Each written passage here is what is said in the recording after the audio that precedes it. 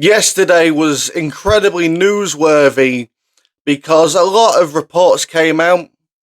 One in particular about Dwayne the Ad Johnson missing Wrestlemania.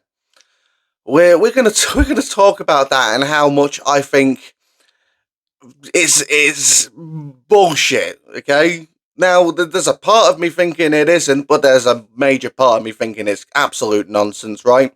We're going to talk about that. We're going to talk about CM Punk. Even though CM Punk has been gone from AEW for over a year, there's still drama between AEW and CM Punk. Why? We'll find out. But first, we need to talk about WWE on Netflix. And this might disappoint some of you.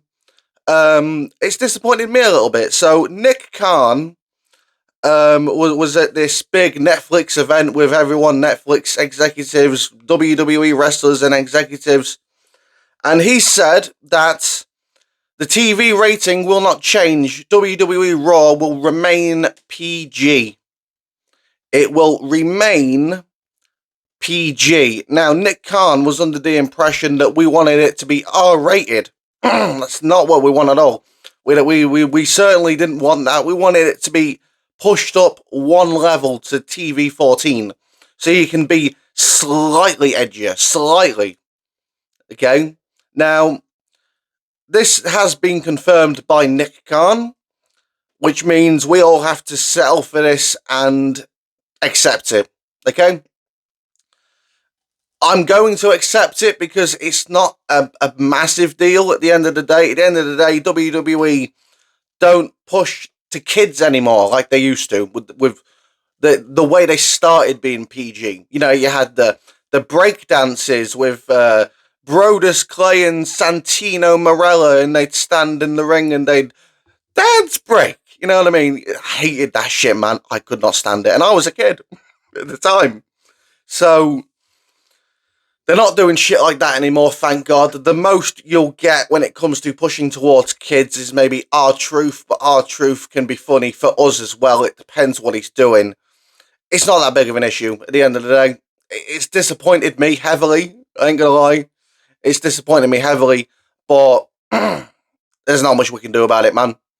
Not much we can do about it. They're gonna remain PG, and we're gonna have to accept that and hope they can deliver some better television when they move to Netflix. Obviously, they are producing better television now as compared to 2 years ago, but it's still not up to par to what it needs to be, in my opinion. But next we're going to move on to CM Punk.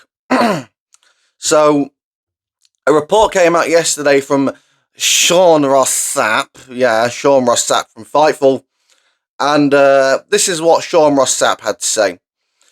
Fightful has obtained a document sent to AEW HR and execs by Ryan Nemeth, who is the brother of Dolph Ziggler, now known as Nick Nemeth, where he outlines a timeline of abuse he claims he experienced while CM Punk was in the company.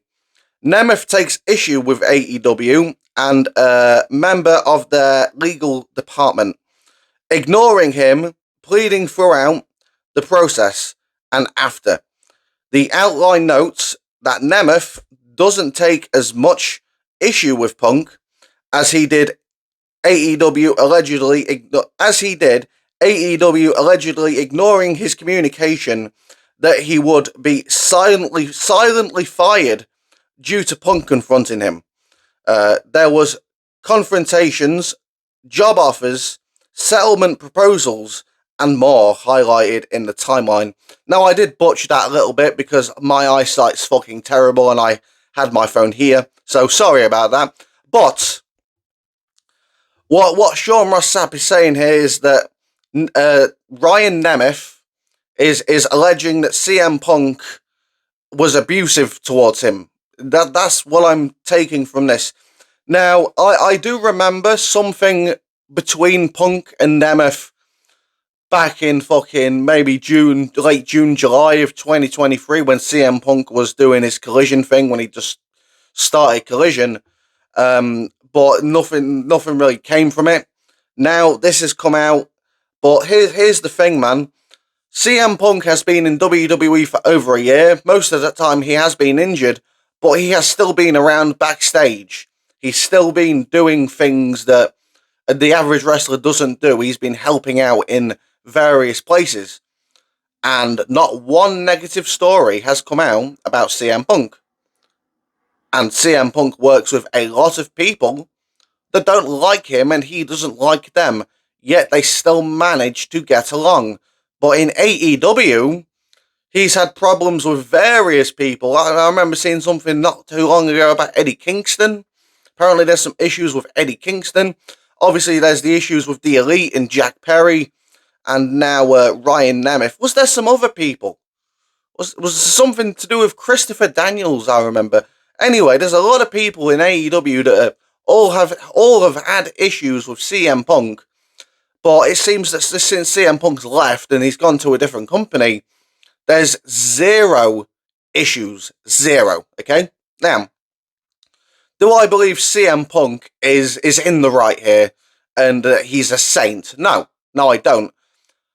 The change that has happened between AEW and WWE is that CM Punk has gone from working for someone that doesn't know how to be a boss to working for someone that does know how to be a boss and isn't gonna be fucked with. Okay, CM Punk knows that Triple H and Nick Khan aren't going to let him do whatever the fuck he wants and be aggressive to whoever he wants. Right.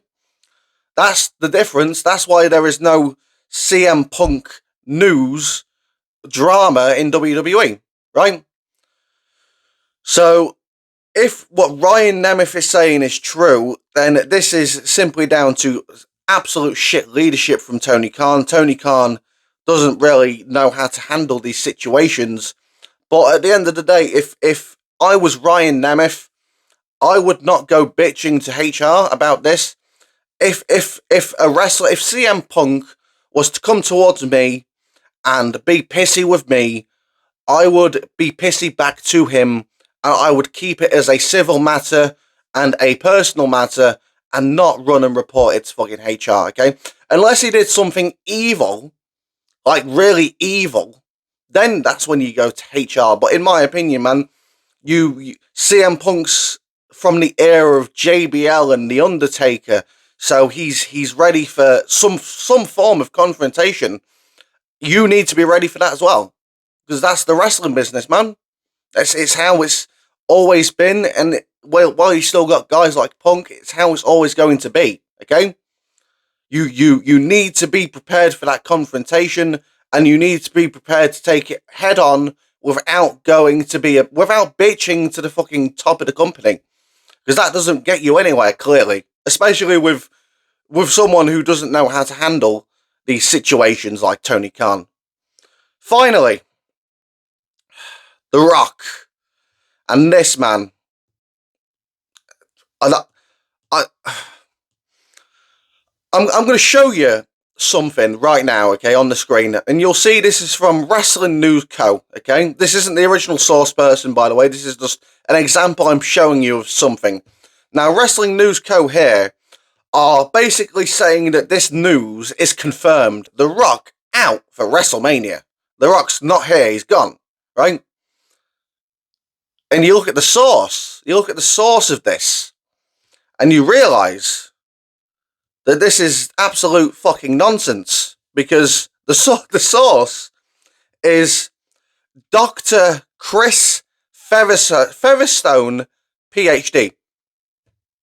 It's been a while since I've done this, man. Who?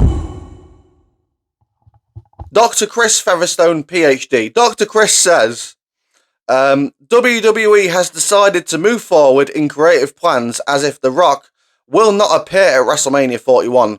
As of now, I have been informed that there's plans could change at any moment, and WWE is definitely interested in using him if he becomes available, but he is currently not.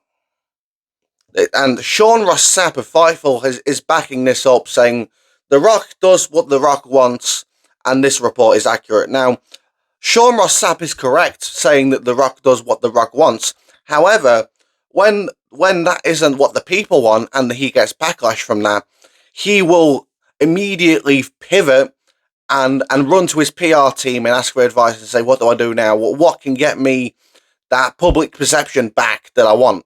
Because The Rock, even though he shouldn't, he rarely cares about public perception of himself, okay? He cares about his reputation, which is why when his movies fucking flop, he runs back to WWE. Because the WWE fans want him, the movie fans do not, okay? My opinion is that this report is bullshit. I do not believe this report whatsoever. Who the fuck is Dr. Chris Featherstone? And why are people using him as a legitimate source? And you've got Wrestling News Co. Ooh, look at this. The Rock, he's gone. From Dr. Chris Featherstone. This is worse than fucking Wrestle Purist. Who the fuck is this?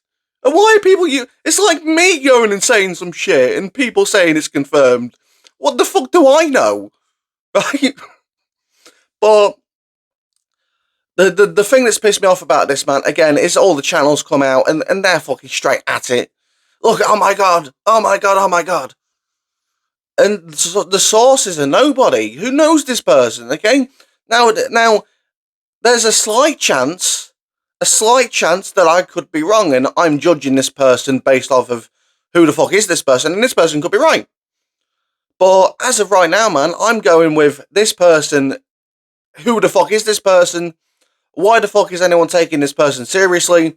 And the backing of Sean Ross Sapp doesn't change my opinion in any way for this report, okay? So, we'll see what happens. The Rock, I believe, is not on WrestleMania posters and stuff, so that could be something there. But as of right now, I'm going with The Rock being at WrestleMania to face either Roman Reigns or Cody Rhodes, because the WWE could say, hey, we want Roman versus Punk at WrestleMania, and I wouldn't blame them, to be honest. I would not blame them, and you've got to tie up everything with Cody Rhodes and The Rock, because we still haven't found out what The Rock passed Cody Rhodes. He gave Cody something the night after WrestleMania. What was it? Nobody knows. Still don't know. I don't know, man. Let me know in the comments below what you think of all this shit, man. The CM Punk stuff. Again, all this shit's old news, man. We do not care about CM Punk AEW drama because CM Punk has been gone for over a year now from AEW. Nick Khan confirming that it's PG for life, man. PG for life. Is that affected you in any way? It's disappointed me a little bit, and this Rock stuff, man. Let me know what you think about this report, this source, and these news channels and outlets just fucking running with it and not asking the question of who the fuck is this guy. But like, subscribe, follow me on X at the Crossman25. Thanks for watching, and I'll see you soon.